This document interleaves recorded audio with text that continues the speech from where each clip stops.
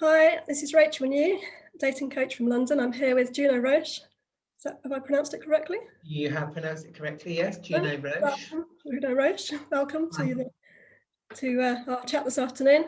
So I'm in southeast London. Whereabouts are you? I am in the mountains in Andalusia. So I'm close as the crow flies. Although it's it's weird how we only ever pick the crow. We don't ever pick any other birds at all. But as the crow flies, I'm closer to Morocco than I am to Madrid. So I'm right down in the kind of bottom kind of southeast quadrant of Andalusia. So in the mountains, in a very tiny village with hardly anyone in it now. Mainly because a lot of the houses here are people that have country houses from Barcelona or from Madrid, and obviously no one has travelled for the past year. So I'm virtually in the village on my own. So I've got my own village in Spain. How do you feel with that level of responsibility? Okay, because I'm not really doing much with any of the village. If it all falls apart, it all falls apart.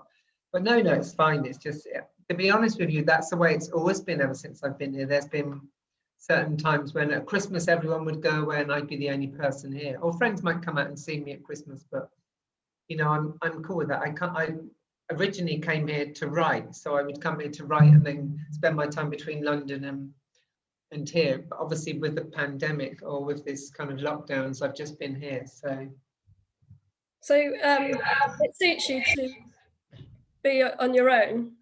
Would you describe yourself as more introverted than extrovert? Or? I would say that when I'm writing, this is the only way that I can really write properly, because I think that writing is a difficult process. Sometimes it's an impossible process. Like I'm maybe a third into my next book, and I've said on more than one occasion, this is like the last time I'm ever writing a book.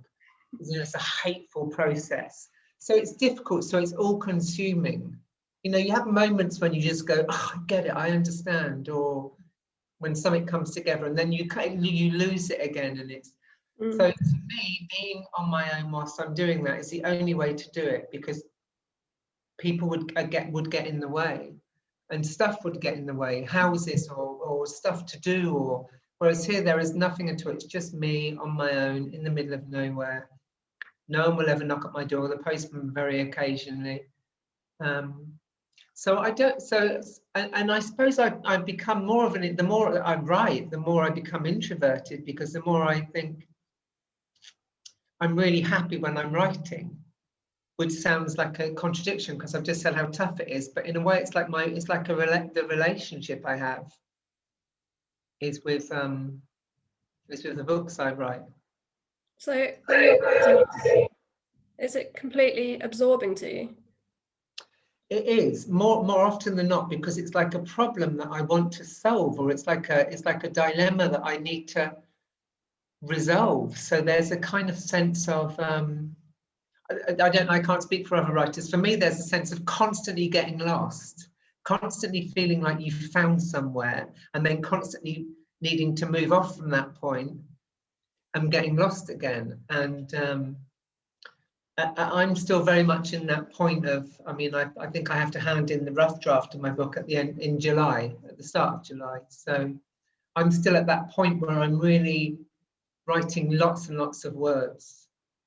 Lots of words, thousands of words, and just kind of letting it go, really. And then I started to do a bit of editing, like, okay, so where does this fit? Is this going to go in here? At the end of the day, once you've written everything down, it has to be a book. It has to be a book that people want to read. It has to be readable. It has to be laughable or enjoyable or something. It has to. So you have to do that, but that for me, the process of doing that comes after I've gone, okay, that's everything out of me that is around this book. Now, how do I make it into a book that other people want to read? So I love that bit. I love getting to that bit. I'm not there yet though. When I get to that bit, then I do feel a bit easier about it. Yeah, because then you're messing around with what you've already put onto the page. Yeah, and it becomes much easier to see the wood for the trees in a Yeah. sense. You go, oh, that bit, I don't know, I kind of wanted to write that, but actually that's another book. Or Yeah. I wanted to do that, but actually that was just an article. Or, you know, it's like It's getting it out of your head as well, isn't it, onto the page? yeah, it's kind of, it is like, it's just like, I mean, in a way, it's like having a huge argument with someone where you just go, no, and whilst we're on the subject, I need to tell you this as well. And then it kind of calms down and you go, oh, actually, none of that stuff was important. I just wanted to say, don't leave the toilet seat up, or don't do this. You know, it's like it's so. So I think so it is completely absorbing. Yeah, I mean, I feel like I have a lot of imaginary conversations in my head with imaginary people that, you know, can be quite stressful. So maybe that's the solution, is to write it all down. And then does that stop you having those? I think so, because I really feel like I have a conversation. So like I have been, what have I been writing about? I've been writing about Egypt. So that because of the kind of writer I am, which is partially this kind of autobiographical writer who writes thematically about stuff, you know, I tend to move through areas. So I'm writing about Egypt at the moment, and about travel, and about being working class, and kind of, and that everything that glitters looked like it was gold, and therefore it may as well have been gold. And it's really nice because you can kind of really, so I have this huge relationship where I research. So I'm writing about when I went to a trip to the tomb of Hatshepsut. I think I hope I pronounced that correctly. She was the only pharaoh who was a she, Right. but because she was a she, they defaced. There's a beautiful temple that they call it one of the great wonders of Egypt, but actually it's not. It's horrific. It's like a testament to misogyny, because each of her faces has been hacked off. Any sign that she was a woman has been hacked away, because they couldn't bear the history of the pharaonic history to be anything but men. It had to be this. So, and apparently she was a very kind of like, there's these kind of great overtones that she was, not only was she a woman, but she was a woman who ruled like a man, and therefore she had to be. So I've been researching stuff around that, and then thinking, well, what's it like to have, you know, what's it like to have your identity hacked off, which is a bit like being trans, really. Mm-hmm. That notion of, and it's a bit like being a woman when people try and control women, you know, it's a bit like they hack off bits of you and say, well, this is a bit that you can have, but don't have that too much, because then it will look like you're enjoying it, and then we'll think that you're being overly confident, or, you know, or smashing through the glass ceiling, all that kind of stuff. So I think it's a really good way of doing it, because I do feel like I have, like sometimes I think, oh, I can't wait to start writing because I'm researching 1972 and fabrics that people wore. You know, details are really important. Even if they don't go in, they're really important to my mind to think, carpet that we had, what was it made of? Because it seemed like it was, is that just my mind, or is it? So then it's like there's this, so that stuff is really, that empties you a lot. I've not seen anyone personally in real life since last July. Wow. So I've literally said, but I don't feel lonely. I know I'm alone, and I feel alone sometimes, but I never feel lonely. And I'm absolutely sure it's because, how could I? I'm like 80,000 words into writing something, and I'm thinking, oh yeah, there's Egypt there, then there's that there. So yeah, I hope that answers your question. Yeah, I haven't got onto any of the questions that I planned yet, but that doesn't matter. So I was going to start by asking you, because usually, you know, there's a little introduction to the person you're interviewing at the beginning, and I thought, rather than me introducing you, how would you like to introduce yourself? I mean, you've talked about you're writing a book, but you've published some other books as well. So do you want a quick summary of who you are? Yeah, so my name is, so you know my name, Juno Roche. I'm a writer, and I have so far written 3 books. I wrote Queer Sex and Trans Power, which I haven't got in front of me, and Gender Explorers. Yeah, so Gender Explorers, which has got a beautiful cover. I love the colour of this blue. So nice, isn't it? So 3 books, and Queer Sex came first, and then Trans Power, and then Gender Explorers. I never really had, I've never been ever ambitious or aspirational, apart from the fact that I love the fact that I have a life now that allows me to write. And maybe that was aspirational and ambitious, but I never set out to make it so. I would just get annoyed with people saying you can write 100, you know, I wrote articles for a long time, and I love writing articles, but I began to feel a bit kind of encapsulated in a negative way by writing short articles. And It's like a commission, isn't it? It's yeah, I mean, say what you want to say, isn't it? yeah, and so now I quite like that. So I write articles now when I'm commissioned. I never pitch anything anymore. Yeah, I write, and if I write something, it's because I really like the piece I've just written for the Eye about women and HIV. Yeah. So if I write something, it's because I'm genuinely really interested in writing it. So that's nice. And you've got a blog as well, haven't you? Because I've read a couple of things on there. I have, but I feel really, now you've made me feel really guilty, because I have like a Patreon and called Isolated Words, and I was writing that, and then the book took over. I signed a book deal last year with Dialogue Books. So towards the end of last year, I signed a deal, and writing a book is very consuming. You know, if you're going to do it properly, it's very difficult to say, well, I'm going to write a book and I'm going to do this. No, Being the kind of writer I am, I think, because I can't switch off from it. I'm not saying that anyone else can, but I imagine if you were writing fiction, you might be able to just leave the characters there for a day. But I'm me. It's me. It's like I constantly. So I don't want stuff to bleed into other stuff. So so I haven't been writing anything on my Patreon account. I last posted on it. I'm really sorry I haven't written anything for a while. Thank you for all supporting me, because people are wonderfully supportive, and it is fantastic. It's been a real lifesaver through this kind of period of time. But no, I haven't written much. I'm going to have to write something now. So you're writing at the moment. The other ones are all interviews, aren't they? But this latest one is not like that. It's sort of more. I mean, they're all autobiographical, aren't they? Yeah. But this one's not got any interviews. Yeah, this one hasn't got any interviews. I mean, I really love interviewing people. I mean, I adore interviewing people, and after this book, I really want to write a book about women and HIV and interview people again. And I think it's just I love that idea of collecting voices that becomes a kind of historical record almost of. Certainly the books, so the 3 books, Queer, Sex, Transparent, Gender Explorers, were really trying to document what was happening with the kind of trans and non-binary community on a deeper level, not just fighting with them or with people that disagree with us or about being born in the wrong body. It was about really exploring how we were living, how we were having relationships, how we were having sex, how we were finding the experience pleasurable rather than painful. Yeah. So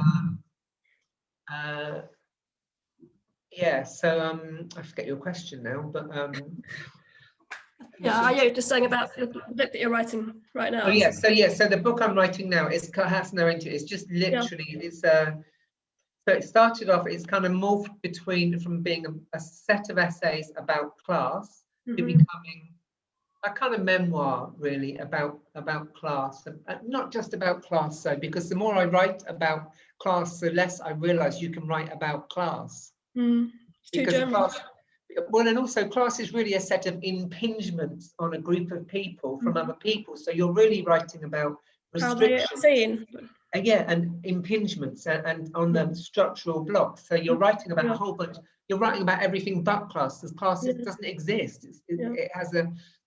So I'm writing about poverty, and I'm writing about being born. My dad's family come from East London. They're kind of Huguenot stock, so I can go right back to the 1500s, and they're all poor, and they're all in Shoreditch.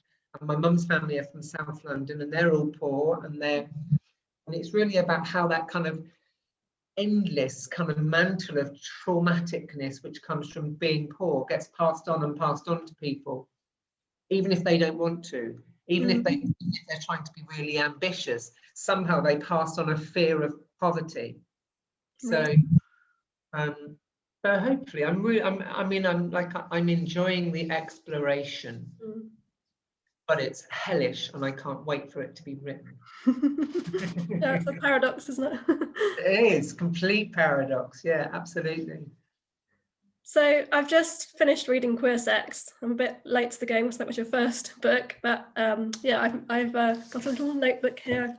There were so many notes on it because it was just so, there was just so much that I found really thought-provoking, and especially as a dating coach, just the ideas about language and how we try to categorize everything and put everything into boxes, and how, you know, language through writing and through talking about the things in the interviews, you can open things up, but you can also close things down with language. It's, you know, it's so powerful. And I was wondering if you could say a bit about that. Well, I think the history of kind of transness is a history of language being taken away from us, a history of language being applied to us, and then that language that's applied to us being incredibly limiting, and it not including pleasure or sexuality or comfort or any of that stuff. You know, the history of transness has been the history of a broken body, or the perception of a broken body that someone will kind of swoop in and mend for us, and then you might be good enough for no one to have ever noticed that you were broken. Right. And that's so negative. And that was the language that I, you know, when I transitioned, I was, you know, people would say things like, you know, it's the best you can hope for. Right. Or, you know, no one will notice. Or if you grow hair there, no one will see the scars. Or, you know, it's like, and I always really wanted to say, what about pleasure? What about sensation? What about sex? What about, you know, it's like, it's, you know, so I wrote the first book out of my own, you know, I'd always been interested in writing about dating, because as someone that lives with HIV and who is transgender, I call myself trans, but for the sake of, so that everyone understands completely where I'm coming from. So, you know, I'm HIV and trans, you know, it's really difficult to easily date, because you have this set of stuff that society wants to reject you on. So it's kind of like, oh, and people say, well, let them get to know you first. And you go, well, you will still have to tell them at one point this stuff. So you have to, you know, and so I'd always been really interested in writing about dating. And I was always really interested in how the words that sum up me would delineate me in a kind of way that would kind of diminish me. So to be trans and HIV, and for me to be mortgage free in this beautiful house in Andalusia is this aspirational thing. It must be aspirational because I'm here, but to other people it becomes this completely diminishing thing.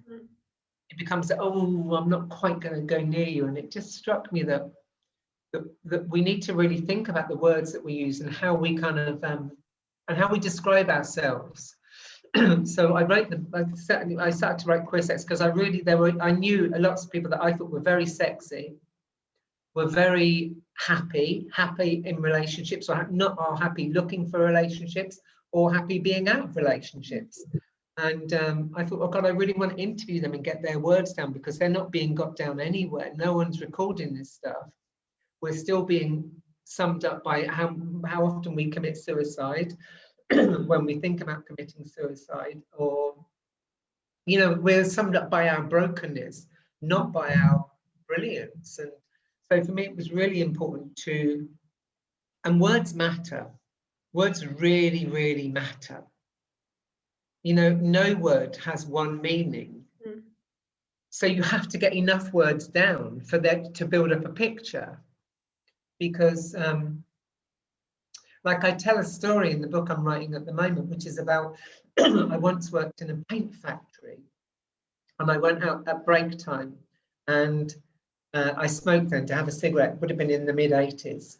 And the paint factory was next to a chicken abattoir in East London, and a chicken escaped from the abattoir and ran into the yard where I was smoking, and there was a man out there with me. Pardon me, I've got quite a sore throat. And he said, do you like chicken? And I said, yes, I love it. And in my mind, what I was saying was that I loved that the chicken had got free. So he just picked up the chicken and broke its neck and gave it to me. I know, and it made me realize that, you know, that's a really obvious example, but like words don't mean, you have to contextualize in the way that you contextualize. That's why for me, I wanted to write 3 books, because I thought one book isn't enough to contextualize what's happening in our community. We need more than that to explain how joyful it is to be trans, or or how expanding it is to grapple with gender. So, and how many people I know are having great sex lives, even though that's never being spoken about. We're still having people, or I still get people saying to me, "Oh, bit of a shame though, really. I mean, someone might, but not many." You know, it's that kind of notion of, you know, and that still really permeates our community, that we're not good enough. And I really wanted to write the flip side of that, which I found to be the more truthful side, which was that we're too good. Yeah. Maybe anyone. We're the ones that we should be much more fussy than we're being. Yeah. Pick and choose. So when they do I saw a piece of research the other day that said most cis people would never sleep with a trans person, and I just thought, and actually I wouldn't sleep with most cis people. Does someone want to do that survey? You know, it's like, anyway, it's that. So that's. I mean, words are really important, and and for me, it was really important to write kind of poetically and honestly, and to really honour the people that I was writing about. And you know, I wrote in these books, in Queer, Sex and Transparent, I write the bits in between. So I open the book and close the book, and I write the bits in between them. It was really important to me to make sure that I kind of encased the. I kind of kept imagining as I was writing, that the books were museums, and that the interviews were objects in kind of cases in museums, and that somehow I had to kind of guide around the museum in a way. But it was a museum about trans splendor, not about anything else. Yeah. So just thinking about the whole kind of idea of identity, I mean, I think like one of my aims for this interview is to show that we all have multiple identities. So you talked about, you know, HIV, trans, and you're a writer, you know, but we all have so many identities. Yeah. We don't, and I think if we can see people more as having multiple identities, we know from research in social psychology that helps to break down barriers and reduce prejudice and create more understanding. I mean, I'm sure you have about 100 different identities, and I think that's another thing that comes across in the book, you know, that people have other things that they're interested in. And a trans friend of mine said, being trans is not the most interesting thing about me, and I thought that was a great way to think about it. Yeah. I think I in Gender Explorers, I interview, I'm not going to be able to find it now, but I interview someone who's 16, and at the end of the interviews, I say to them, "Can you give some advice to the younger you, or to someone else, or to?" And a 16-year-old said to me, "The thing that I would say is that your transitioning is only the center of your world. It's not the center of anybody else's world. And it's not such a big deal. It's like you think it occupies the whole world, or the space of the whole world, and it doesn't. It just occupies your world. And therefore, don't allow it to become everything. You know, don't allow your transness to become everything about you. It's difficult in a society that kind of rejects you, because the society that rejects you because of that thing. So in some senses, they make everything about you become that thing. But I think that you're right, there's like a gazillion things. I'm not sure that my transness ever comes into play in my day-to-day life. Well, it doesn't. I mean, what comes into play is, you know, my cholesterol level. And, you know, last year I did really well. I changed my diet completely and got my cholesterol right down. And now I'm aware that it probably has gone back up because, you know, this lockdown has been much tougher. My transness doesn't figure into any of that. It doesn't figure into it in a positive or negative way. It almost has like a kind of nil impact. I'm aware that you can sometimes, as people, as trans people, we can become so caught up in the voices of those people that are against us that it can become everything. But I mean, I always say to people, it's, you know, it's probably the least interesting thing about us is our trans. As a movement, I think we're really interesting, but none of us live as a movement. We live as individuals. So yeah, I think the whole idea of becoming and evolving it's something that we all have. It doesn't matter. Yeah, absolutely. I would say I did some work last year at Brighton University and with their MA English literature students, and one of them said to me, they weren't trans, and they said, could I, as a cis man, write a trans character? And I said, well, I don't like how you framed that whole question. What I would say to you is, look for the transness in you. And if we define transness as being a kind of an inability to optimize your being in the way that your body matches the way that other people see your body, so you get treated in a certain way because of your genitals, and actually that can feel uncomfortable for us all at certain points. Even after you've transitioned, I constantly find myself saying to people, no, I'm not that kind of woman, or I'm this, it's like I'm not that, that's not something that I ever wanted to do. And I think that it's more important for people to look within themselves. So before people look at someone else and try to assess them by their own identity, look maybe within yourself, your own identity, and be more honest about that. Especially with men, be more honest about the fact when masculinity has felt really uncomfortable. Let's just say that we can, for the sake of things, demedicalize transitioning for a moment and depathologize and prescriptivize, if that's a word. And let's just say that what we're going to do is just say that transness is feeling uncomfortable with the labels that we're given in relation to gender. Well, that's an awful lot of men I know have gone through their whole lives feeling uncomfortable, and women, the rates of anorexia and etc., and dieting and endless other stuff wouldn't be the way they are now if it weren't for the fact that gender is a pretty uncomfortable fit for most people. So I think it would be much better if we could just abandon all these categories together. I mean, I don't personally really, like, I was brought up in a very sort of gender neutral kind of environment. I never really understood even what it was to be a woman. It just wasn't part of how I don't really think of myself as having that identity. Maybe that's just like an example of female privilege or something, I don't know, but I feel when it's good not to categorize people. When you meet someone, why try to put their characteristics, their personality into little boxes and say that's more masculine or feminine or male or female? Words are even down to body parts, like just have to be. I don't think of a penis as masculine. I just think Well, I mean, I completely agree. I was watching a thing the other day, a conversation between Judith Butler and someone else, and saying exactly the same. I mean, why we give a kind of penis such a kind of malevolent power is kind of, it's absurd, really. It's like people do bad things and people do good things. Yeah. Genitals don't do anything of their own, despite the fact that we've got all these kind of really weird kind of tropes about, God, he's led by his penis, or is it, no one is. Yeah. People behave well and people behave badly because of their intention, and that's got nothing to do, that's ungendered.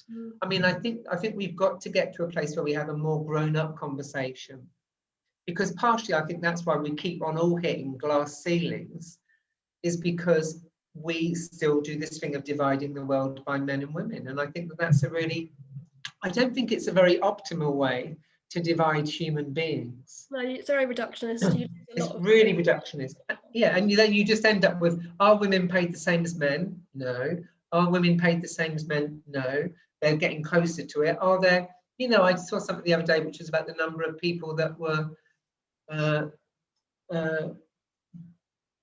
black, I think, as opposed to BAME,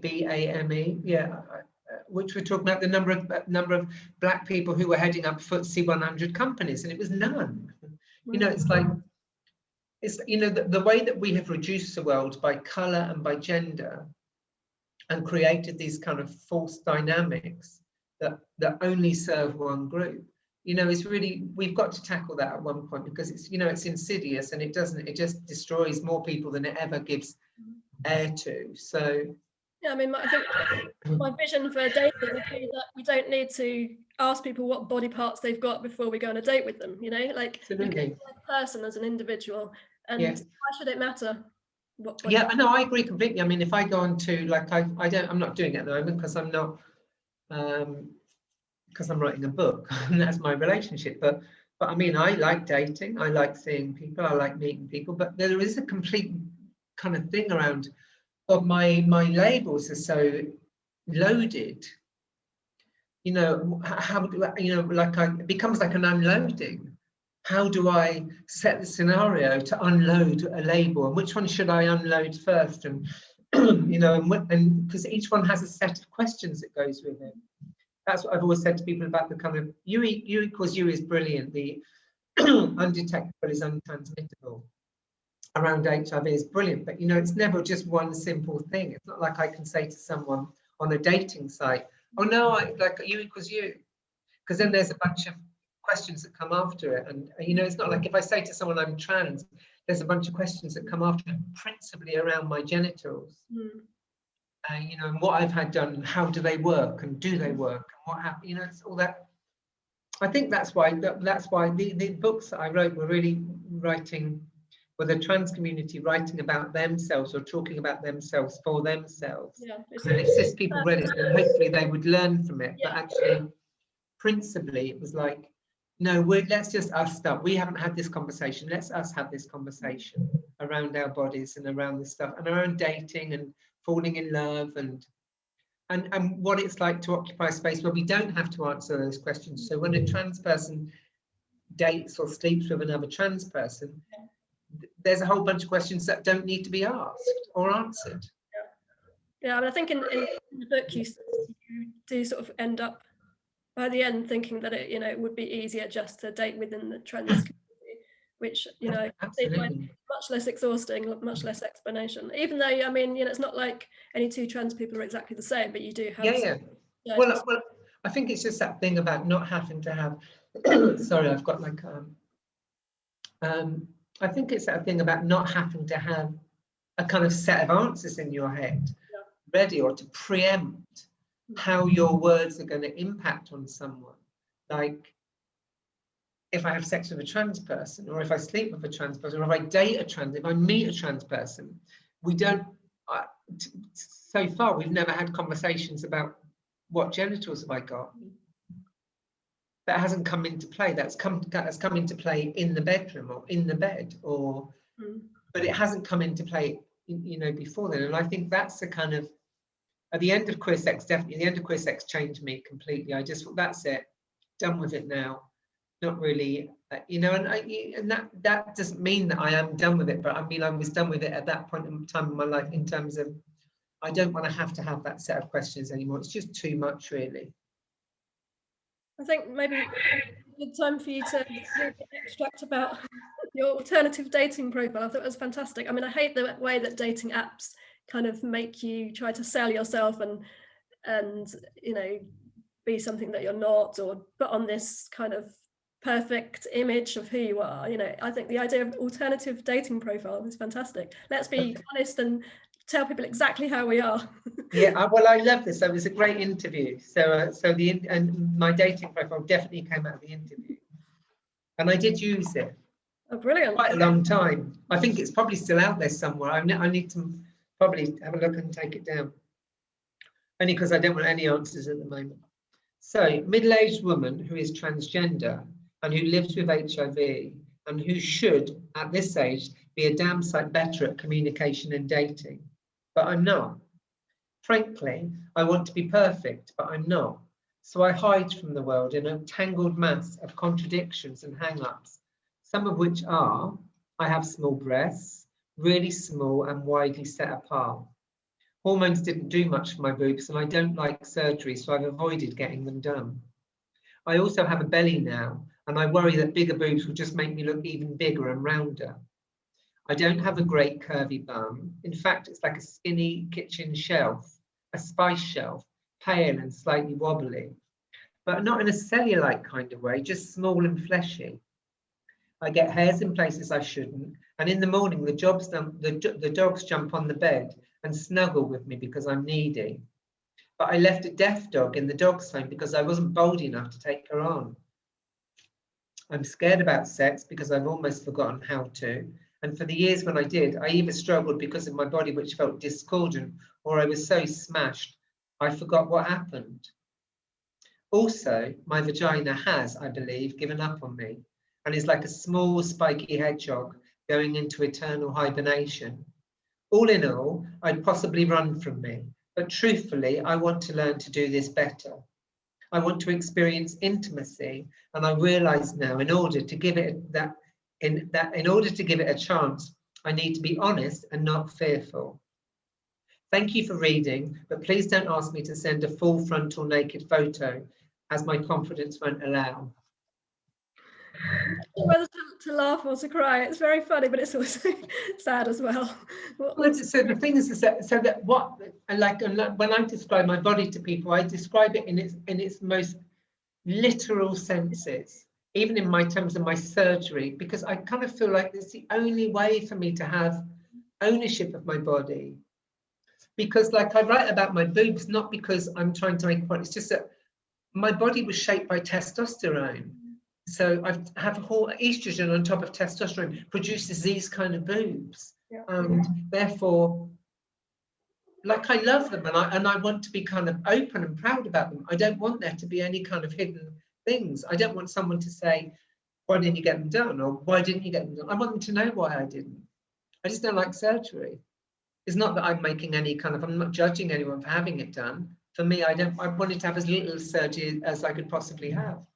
And so, you know, in a way, I don't know that every time I've written something like that, and like even, I've not read that since I wrote it. That's the first time I've read that piece. I think maybe I read it once at a reading in Brighton a few years ago. But when I read it, I think, God, I'm so proud of me for writing that. Yeah.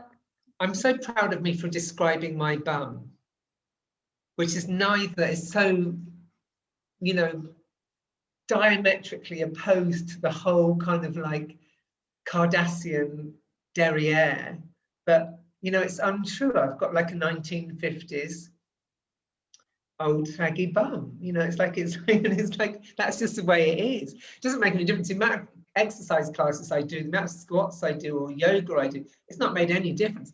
But like, I want to be proud about that. And maybe it's that I've lived with HIV. I was diagnosed with HIV in the very early 90s before there were drugs. So I was diagnosed and told that I would not live. So I'm really proud of having the body I've got, and it getting almost, I don't know, is it 30 years on? I can't do the maths, but I mean, a lot of years on, I'm still here. Amazing. Same with the same bum, yeah. But with different boobs now, with different ways to set apart boobs. And so in that sense, it's not, I don't see it as being sad. I just see it as being maybe poignant. There's a kind of poignancy to it, because in a sense, the poignancy is that I didn't ever get any replies to that ad, because what people wanted to read, what people wanted was for me to put on a really tight push-up bra and make my boobs look like they were more together, and like distort my body so that it would fit into a model of what they needed me to be. And I suppose that's what my writing's always been about. It's like that kind of kickback. I'm not doing that anymore. Yeah, subversive. Yeah, in a way, yeah, and in a way, it's like you know, sometimes I wake up here in the mountains, and I'm not. This is in no way ever like, I don't know how this has happened. I don't know how I've ended up living in a house that I would have dreamt about living in. You know, it's so beautiful. But I've ended up living mortgage-free in a house in the mountains with an agent in London and a publisher's in Berlin. And, you know, I don't know how all of that happened. And it's like, and I was told that none of that would ever happen. And in a way, it's like, I've just been like, how dare anyone tell me what I can and can't do? It's I've got one life. And I know I've got one life because in 19, whatever it was, someone gave me a piece of paper that said, you're entitled to death benefits. Wow. And, you know, I was talking to somebody this morning who also got one of those pieces of paper, and I was saying, I don't think you ever quite get over that piece of paper. But in a way, it's like so in a sense, I've subverted the need for people to try and control us, be it through homophobia, transphobia, sexism, misogyny, whatever it is, HIV phobia, whatever it is, discrimination.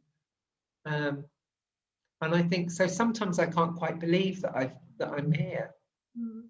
I mean, I think the idea of, being comfortable with your body, having a good relationship with your body, and being able to talk about it in that way is in itself a very attractive thing. It's not really about whether we conform to kind of conventional standards of attractiveness. It's how you can't fake how you feel about your body. So I think that's what's so great about what you read. Yeah, I mean, I think the thing is, for me, it's about this, like, if I met someone else, I would want them to have this freedom with their body. Yeah. And if they didn't have this freedom with their body, it might be really difficult for us to meet on a level playing field. Because this is my body, and this is what it will do, and this is what it doesn't do. And even with the stuff it does do, I might not want to do that. Yeah. It's like this is, and I would like to think through years and years of different stuff and through kind of ups and downs, I have come to a kind of relationship with my body that is built on kind of trust, on me being I often say to people, like, I feel like I'm a very good caretaker of my own body. I feel like I'm a janitor, a good janitor. And I like clean cupboards. So I feel like it's more like my body's like that, and I feel like I really honor them. So I look at a photo in Gender Explorers. I have a picture of me in the last chapter of me as when I was about 6. So I look, you can see I look like I'm like a little tiny cherub, really. And I sometimes look at me and I say, we're all right. I looked after you. It's fine. You're still here. You're still with me. You're still in part of me, and you're really, really safely secure now. And there's this kind of, and that's, I feel like that notion of being a good steward of your life, or being a good caretaker of your life, is really important, because then you take responsibility. So I don't want. Maybe that makes me really difficult. I mean, it does make it quite difficult for people to have relationships, I think, sometimes, because if you're being that honest, there's a pressure for them to be that honest. But it's not that. It's just that there is a space for you to be that honest, and maybe those are the kind of people that I would be good at being around. Yeah, I mean, I think it's maybe a slightly similar journey for for the cis community as well, in the sense that as you get older, you are more you feel more at peace with yourself. You know who you are. You sort of expand into yourself. Like, I know that I had an interview the other day between 2 trans people talking about how cis divorced women are the ones that they feel they might have the most in common with out of the cis community. And it's like, I mean, I'm divorced myself, and it's like you go through that kind of journey of becoming who you're supposed to be, and you're suddenly free to be who you want to be. You feel comfortable with yourself. Your sexuality changes. I guess there's some parallels there. I think so. I think it's that thing as well that I was going to say someone else said it, but maybe it's something that I've written. But like, gender is really the preserve of the young. Gender starts to spit, especially women. Gender spits women out once they reach a certain age, and it just says, if it says anything, it says you are an older woman. There's that horrible thing like the MILF, you are the older woman I wouldn't mind fucking. That kind of, that notion of, you become the body that is just about tolerable. You no longer occupy gender in the same way. And actually, the longer we go on, the more it's happening for men. So it's not just, men aren't getting away anymore scot-free like they did in the 50s and 60s and maybe the 70s and a bit the 80s. I mean, men are beginning to now have to, you only have to look at the number of TikTok videos there are of men taking their tops off and kind of dancing, trying to dance sex. I mean, it's just the most bizarre thing, really. Anyway, good on them. Good luck to them if that's what they want to do. But hopefully we don't know as we get older. That doesn't matter to us so much, does it?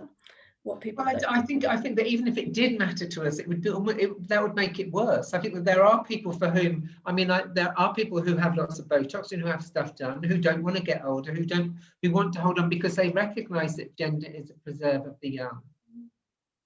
I'm not saying that in a kind of, I'm not saying we become ungendered, but what I'm saying is that all of that kind of power and ascription that we give to gender is all about it's all occupied in a younger body that we see as being easy to kind of procreate or do the stuff that it's going to do. I think that there's a real freedom that comes with getting older that we should be relishing and like like I would never have, like I remember a friend said to me a couple of years ago that I could have, if I had the bottom half of my face done, it would take years off. And I just thought, I can't think of anything fucking worse. And people thinking I'm younger than I am. No, I love being this. I love being this. Is like, I'm 57 this year. I'm literally, my 50s are a complete blast. Even in a pandemic, which is really pushing everyone to the extent of their limits. Even in a pandemic, you know, my 50s are the best of times. I don't want to look younger. I want to look 50 in my 50s. I mean, I want to look in my 50s. I want to look. So, I mean, I think the freedoms that we've also been made to feel really bad about those freedoms, like being pinned down in gender. So, you know, you've got, you have a penis, you're a man should be strong, and a man's body should be this, you should be able to protect, you should, you know, all these things are things that just reduce the amount of capacity for breathing properly that we have. You know, the freedom of getting to be 57 and having lines and grey hair and feeling powerful, feeling like, and I'm not gonna, you know, I know it's really, most people go, do you mean empowered? And I go, no, powerful. I feel really powerful. I feel like I could take over a whole country or tackle a bear or do whatever, you know, it's like a power. And that comes from gender having no holds over me, or those labels having no holds over me anymore. You know, everything about me is on the internet. So anyone that meets me or wants to, you know, everything is out there. So everyone knows all of me.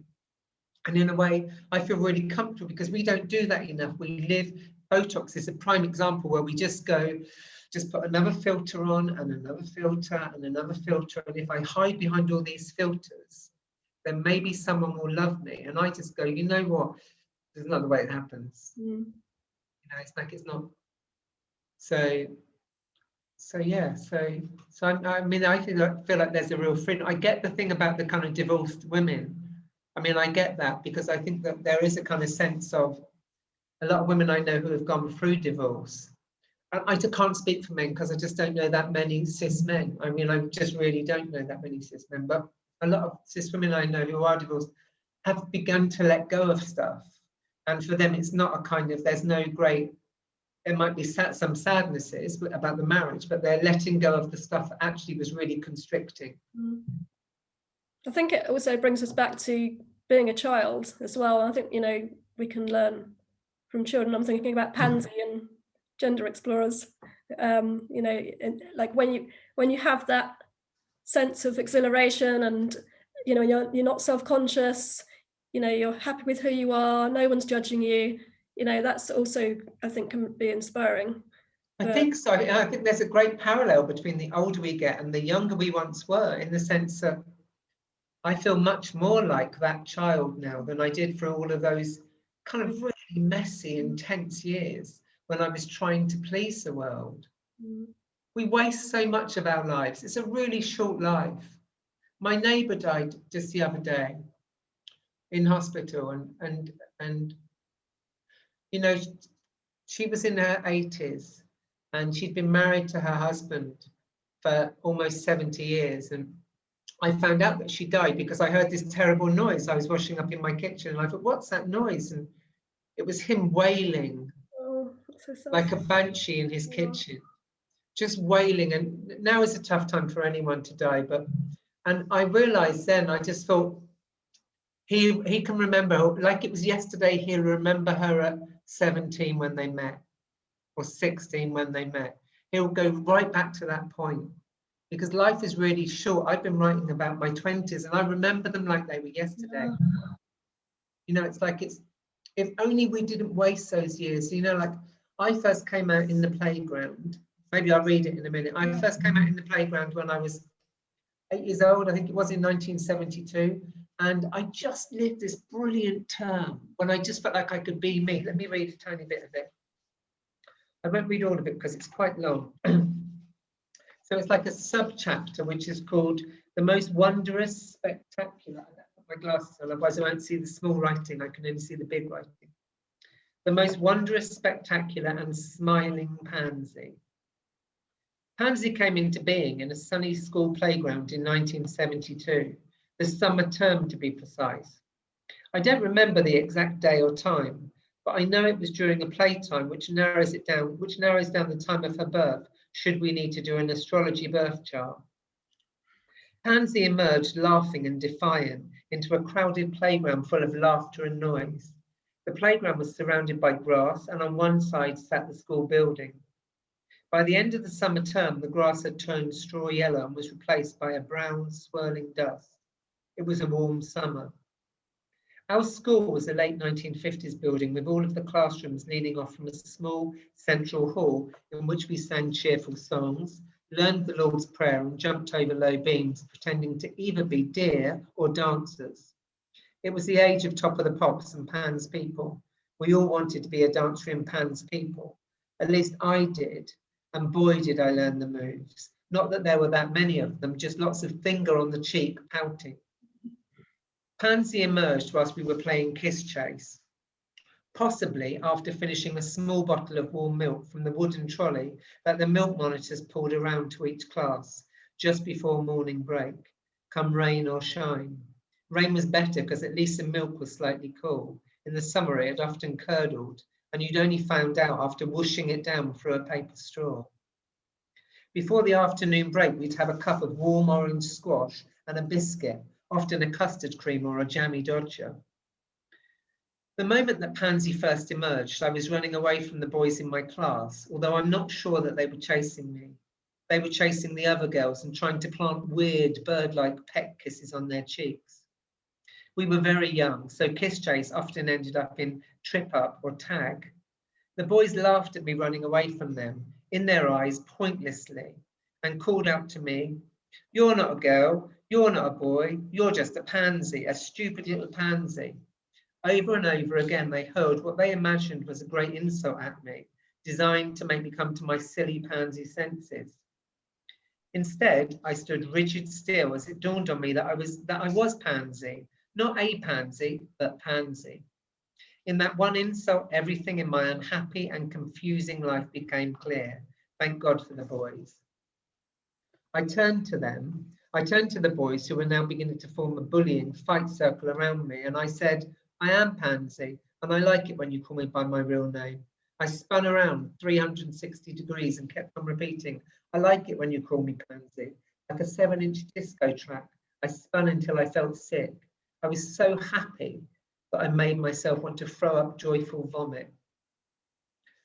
And I'll leave it there because it was just, I mean, it kind of goes on, but I mean, it was that notion that I was just so happy to be me and not pretend anymore. And even though they thought they were being insulting, you know, it goes on a bit and people need to I'm not going to say that. I mean, people don't need to buy the book. If people don't want to buy the book, but essentially it goes on to tell the story of how I stopped being pansy, and then I go on to interview 8-year-olds are being brilliantly themselves, or 10-year-olds or 5-year-olds who are being brilliant themselves at school, and the kind of difference between 1972 and when I wrote this book, which is in about, I think 2019, 2020 was when I wrote the book.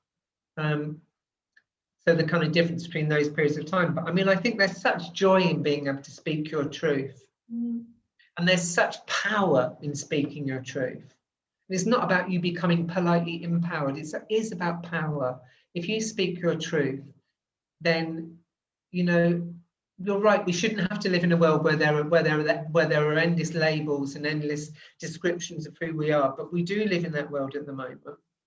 And those labels are often used against us as weapons.